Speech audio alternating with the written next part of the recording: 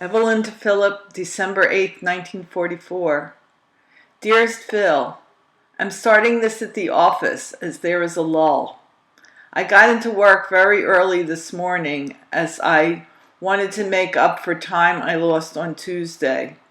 It has been raining most of the day, but it's not as cold as was a few days ago. When I got into work, I began to feel ill and thought I was coming down with a cold.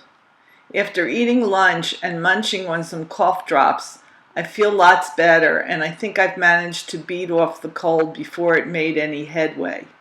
My resistance has been very good since I started to take the vitamin pills.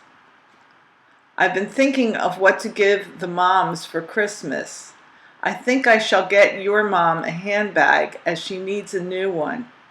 My mother needs a coat badly, so I'll go shopping with her for one and give a $5 deposit on it for her. The only other person I'm going to gift this year is Ruth, who has been a fairly good girl. And while I'm on the subject of gifts, let me remind you not to forget your brother Jack's birthday, which is January 12th, Harold's birthday, Dot's kid, January 19th, and Jack N's, which is January 25th. You always ask me to give you ample notice, so here 'tis. Almost all of my pay this month will be spent on gifts. Monday is Harry's birthday, and I have to get him something too.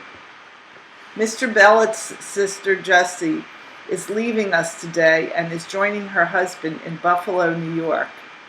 Jessie is breaking in a new girl, a bleached blonde, rather attractive girl whose name is Anna Katz.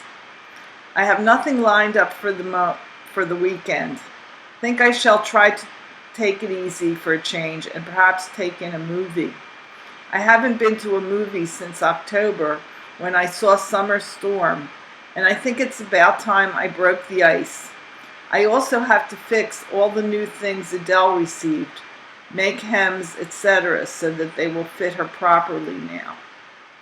Dot called this morning to inform me that Snuff was in for a short while last night, but had not time to call me to say goodbye.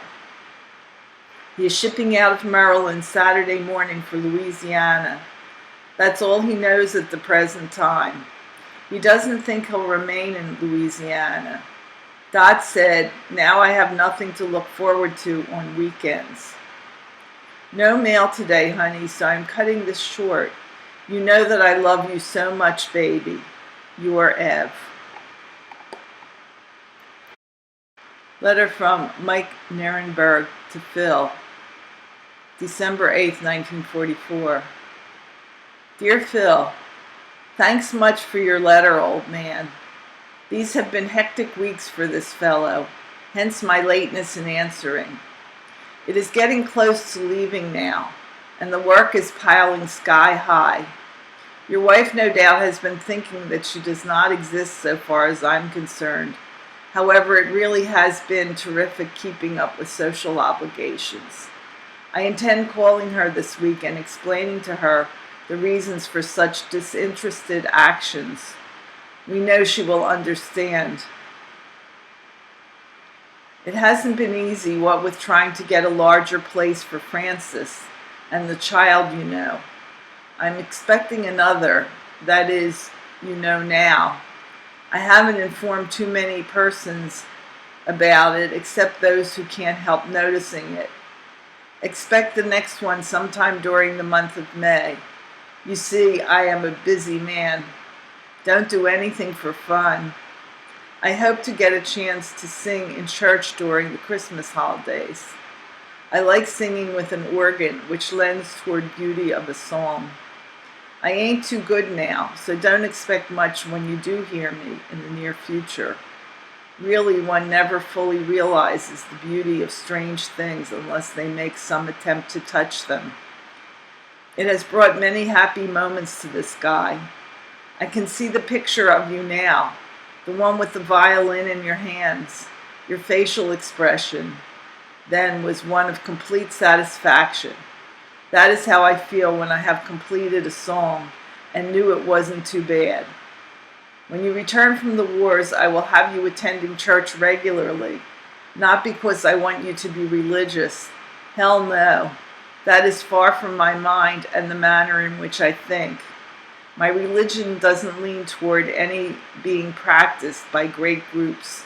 The music in any church which offers good music might find me there. For anything else, no. My deepest disappointment has been in not being able to attend some of the many concerts offered in the city, solely because the time didn't allow it. Perhaps someday poor guys like myself will have the occasion for full leisure. You too, you mug. Don't allow the above comments to mislead you. I'm totally ignorant of self-pity.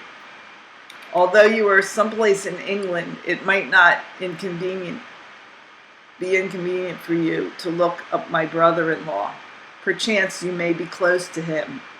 His name is Captain Asher Siegel, number 016-95984, Disposal Depot, 0642 APO 316A. Should you find him around, I think he would be most gracious. Very democratic sort of guy. How is your cousin or brother-in-law getting along? The one who has been hospitalized for some time.